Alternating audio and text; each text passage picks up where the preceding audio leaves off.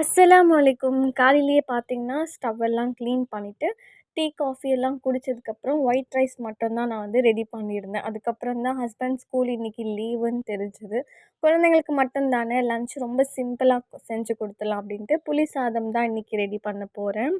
புளி சாதத்து கூட முட்டை அப்படி இல்லைன்னா உருளைக்கிழங்கு பொரியல் வச்சு சாப்பிட்டாலே ரொம்ப ஈஸியாக ரொம்ப சூப்பராக இருக்கும். பட் இந்த வாட்டி நான் உருளைக்கிழங்கு பொரியல் செய்யலை, முட்டை வச்சு கொடுத்துடலாம் அப்படின்ட்டு புளி சாதம் ரெடி ஆயிடுச்சு. ஸ்நாக்ஸ்க்கு பார்த்தீங்கன்னா, நேற்று ஒரு ஷார்ட் வீடியோவில் நான் சாக்லேட் பணியாரம் பண்ணியிருந்தேன். அந்த பேட்டர் கொஞ்சமாக எடுத்து ஃப்ரிட்ஜில் வச்சுருந்தேன். அதுவே இன்றைக்கி பேன் கேக்காட்டும் செஞ்சு கொடுத்துட்டேன்.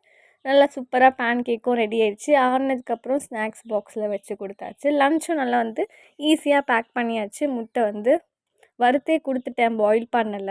வறுக்கிறதுனால ரொம்ப ஆறி போயிருன்ட்டு ஒரு முட்டையிலேயே பாதி பாதி செஞ்சு குடுத்துட்டேன். பிரேக்ஃபாஸ்ட்டும் இன்னைக்கு ஈஸியா மக்ரூனி அதாவது பாஸ்தா மட்டும் ரெடி பண்ணி குடுத்தாச்சு.